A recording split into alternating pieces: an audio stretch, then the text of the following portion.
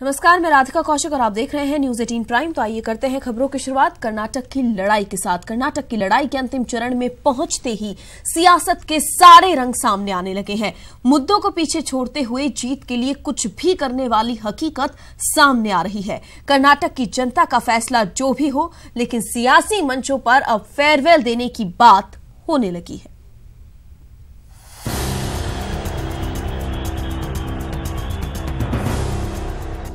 कर्नाटक के कुरुक्षेत्र में अब डील पर आर पार।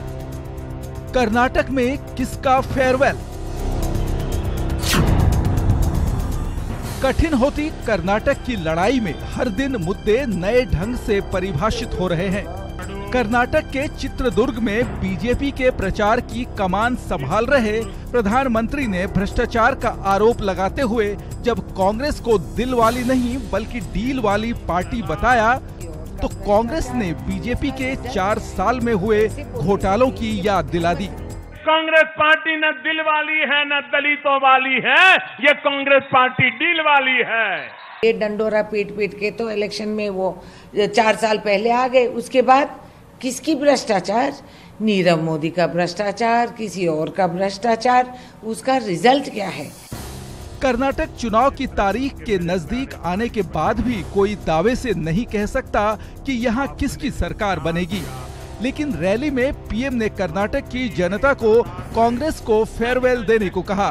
तो कांग्रेस का पलटवार था कि क्या ऐसी बातों से ही बीजेपी जीत का सपना देख रही है? जो कांग्रेस पार्टी आपके वेलफेयर के लिए सोचने को तैयार नहीं है, अब वक्त आ गया है उनके फेयरवेल का। इसलिए जो वेलफेयर नहीं करते उनका फेयरवेल पक्का होना चाहिए। बोलने से देश के प्रधानमंत्री उनकी एक कम हो जाती है, कद कम हो जाती है। अफसोस कि वो खड़े होके ऐसे असत्य बोलते जाते हैं और सोचते हैं कि वो जीत के आएंगे इन बातों से। कर्नाटक का चुनाव प्रचार शुरू होने से पहले यहाँ त्रिशंकु विधानसभा की उम्मीद जताई गई थी, लेकिन पीएम और अमित शाह के कर्नाटक के अंतिम चरण में जोर लगाने पर सवाल उठ रहे हैं कि क्या अंतिम वक्त का ये जोर कर्नाटक में नया ट्विस्ट साबित होगा। Bureau report, news 18 network.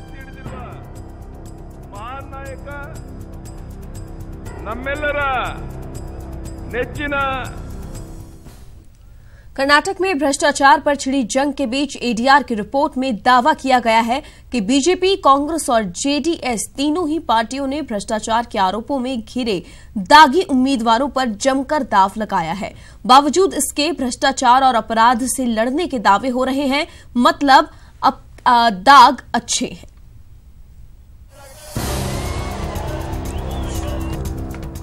Karnataka के कुरुक्षेत्र में दागी उम्मीदवारों पर दांव।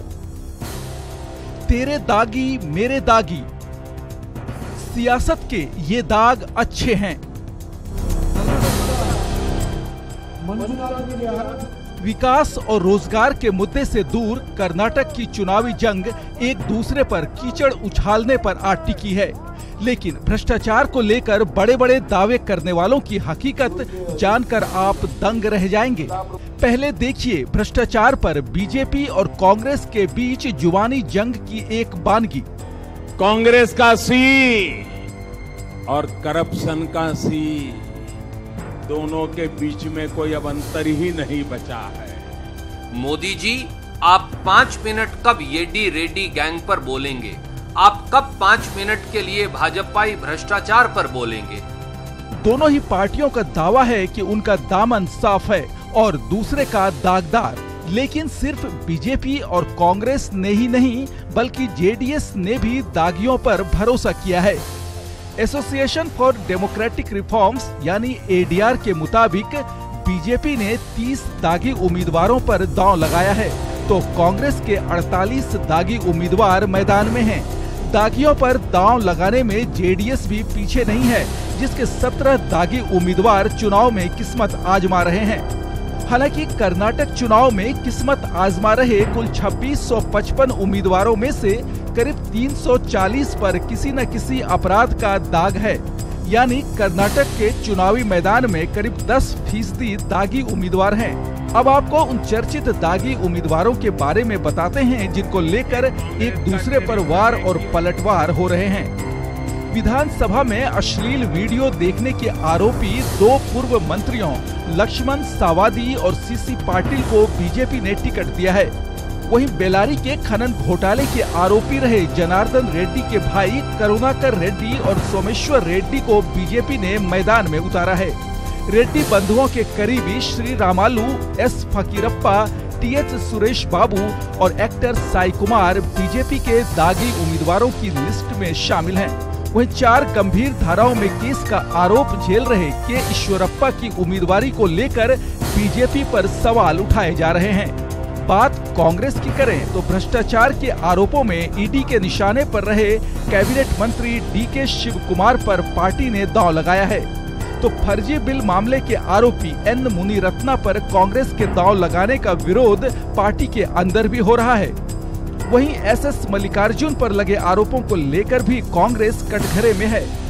मामला दिलचस्प है, दोनों बड़ी पार्टियों का रुख एक सा है, यानी तेरे दागी तो गलत लेकिन मेरे दागी अच्छे हैं। हालांकि दागी उम्मीदवारों पर दांव लगाना सिर्फ कर्नाटक में हो ऐसा नहीं है। ये सियासी रिवाज देश के हर विधानसभा चुनाव और लोकसभा चुनाव में देखा जा रहा है और विधानसभाओं से लेकर देश की संसद तक में दागी विधायकों और सांसदों की अच्छी संख्या मौजूद है। लेकिन सवाल सिर्फ इसलिए क्योंकि भ्रष्टाचार का शोर कर्नाटक के चुनाव में कुछ ज्यादा ही सुनाई दे रहा है। Bureau report, news 18 network. Karnataka में अब की बार बीजेपी की ही सरकार बनेगी। नेटवर्क 18 से खास बातचीत में अमित शाह ने ये भी कहा कि इस बार जिन 3 राज्यों में और चुनाव होने वाले हैं वहां एंटी इनकम्बेंसी का सवाल ही नहीं उठता। न्यूज 18 नेटवर्क पर एग्जीक्यूटिव एडिटर अमीश देवगन के साथ खास बात में बीजेपी अध्यक्ष अमित शाह ने दावा किया है कि कर्नाटक में अब की बार बीजेपी की सरकार बनेगी। निश्चित रूप से यहाँ भारतीय जनता पार्टी की बहुत कंफर्टेबल मेजोरिटी से सरकार बनने जा रही है। मैं इतना निश्चित रूप से बताना चाहता हूं कि एकदम मजबूत सरकार जो विगत के 2-3 साल में भारतीय जनता पार्टी ने जीत की परंपरा बनाई, इसी प्रकार की सरकार यहाँ बनने जा रही है। कर्नाटक में सरकार बनाने के दावे के साथ साथ बीजेपी अध्यक्ष अमित शाह ने पाकिस्तान के साथ कांग्रेस के विचारों की समानता पर भी सवाल उठाए हैं। मैंने इतना ही कहा है कि एक और कांग्रेस टीपू सुल्तान की जयंती मना रही है और अब इतने सालों के बाद कर्नाटक चुनाव के वक्त पर, एन वक्त पर पाकिस्तान को भी टीपू याद आ रहा है। ये दोनों के बीच में विचारों की समानता को मैंने उजागर किया है और कुछ। कर्नाटक के अलावा इस साल 3 और राज्यों में होने वाले चुनाव में भी जीत का दावा किया है बीजेपी अध्यक्ष अमित शाह ने। उनका कहना है कि इन राज्यों में एंटी इनकम्बेंसी का सवाल ही नहीं उठता। 10 साल की सरकार होगी तब भी एंटी इनकम्बेंसी होगी या नहीं होगी? बिल्कुल होगी। तो 15 साल की हो गई, या 15 साल की 20 की भी हो जाएगी। चुनाव के अलावा वर्तमान हालात पर भी बीजेपी अध्यक्ष अमित शाह ने खुलकर बात की है। उन्होंने एएमयू विवाद पर कहा कि जिन्ना तो भारत के विलेन हैं, उन्हें हीरो कैसे बना सकते हैं। जिनके कारण देश का विभाजन हुआ, देश कई टुकड़ों में बंट गया, इसको हिंदुस्तान की जनता कैसे स्वीकार कर सकती, कैसे सम्मान दे सकती, मेरी तो समझ में कम से कम नहीं आता है। एएमयू विवाद के अलावा कठुआ और उन्नाव मामले पर भी अमित शाह ने बेबाकी से अपनी राय रखी है, लेकिन इन सब के बीच उन्होंने कर्नाटक जीत का जो दावा किया है वो अहम है। Bureau report, news 18 network. चलिए अमित शाह जी, बहुत बहुत धन्यवाद, आपने हमें समय दिया और बहुत बहुत बेस्ट ऑफ लक आपको। तो न्यूज 18 के एग्जीक्यूटिव एडिटर अमिश देवगन के साथ अमित शाह का एक्सक्लूसिव इंटरव्यू आप देख सकते हैं आज रात 9:26 पर। और अब बढ़ते हैं आगे। यूपी के लिए एक बार फिर आफत का अलर्ट जारी हो गया है, लेकिन इस बार ये संकट 12 और राज्यों के लिए है। इन इलाकों के लिए अगले 72 घंटे भारी हैं। मौसम विभाग और गृह मंत्रालय ने इन राज्यों के लिए क्यों जारी किया है अलर्ट, देखिए इस रिपोर्ट में।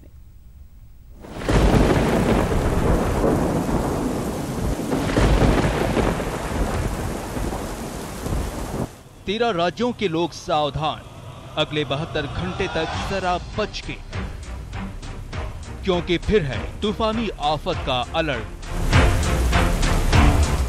केंद्रीय गृह मंत्रालय और मौसम विभाग ने तूफानी आफत से सावधान रहने के लिए अलर्ट जारी किया है। मंत्रालय ने 13 राज्यों और 2 केंद्र शासित प्रदेशों को अलर्ट जारी करते हुए चेतावनी दी है कि सोमवार को तेज बारिश के साथ तूफान की आशंका है। इन राज्यों में गरज चमक के साथ ओले भी गिरने की संभावना है।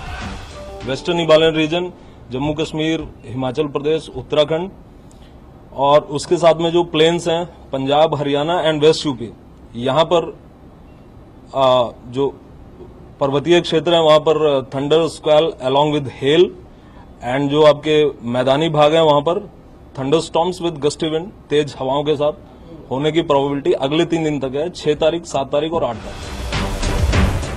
अब ये भी जान लीजिए कि किस राज्य में भारी बारिश होगी और किन राज्यों में तूफानी बारिश की आशंका है। असम, मेघालय, नागालैंड, मणिपुर, मिजोरम और त्रिपुरा में भारी बारिश हो सकती है। तो दिल्ली और पश्चिमी उत्तर प्रदेश, जम्मू कश्मीर, उत्तराखंड, हिमाचल प्रदेश, पंजाब, हरियाणा, चंडीगढ़ के कुछ हिस्सों में गरज के साथ बारिश और तेज हवाएं चलने की संभावना है। साथ ही राजस्थान के कुछ इलाकों में धूल भरी आंधी चल सकती है। इस दौरान इन तीनों दिन पे वेस्ट राजस्थान, पूरे राजस्थान पर और साथ में वेस्ट एमपी के कुछ हिस्सों पर डस्ट स्टॉर्म्स आने की भी संभावना है। बता दें कि 2 मई को आए बवंडर में इसी अलर्ट के लेन देन की लापरवाही में 104 लोगों की जान चली गई थी, जिसमें राजस्थान में 36 तो उत्तर प्रदेश में 73 लोगों की मौत हुई थी। साथ ही एमपी में करीब 5 और बिहार में 2 लोगों की तूफान में जान चली गई थी।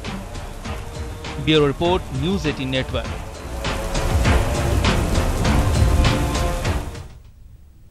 मुकेश अंबानी और नीता अंबानी की बेटी ईशा अंबानी इस साल दिसंबर में शादी के बंधन में बंधने जा रही हैं। ईशा अंबानी अजय और स्वाति पिरामल के बेटे आनंद पिरामल से शादी करने जा रही हैं। ये शादी भारत में ही होगी। आनंद और ईशा लंबे समय से दोस्त रहे हैं और दोनों परिवारों के बीच 4 दशकों पुराना दोस्ती का मजबूत रिश्ता है। आनंद पिरामल रियल एस्टेट कंपनियों में से एक पिरामल रियल्टी के संस्थापक हैं। पिरामल रियल्टी से पहले आनंद ने पिरामल स्वास्थ्य की स्थापना की थी, जो एक दिन में 40,000 से ज्यादा रोगियों का इलाज कर रही है। ईशा रिलायंस जियो और रिलायंस रिटेल की बोर्ड मेंबर हैं। उन्हें बिजनेस में युवा संस्कृति को बढ़ावा देने का श्रेय दिया जाता है।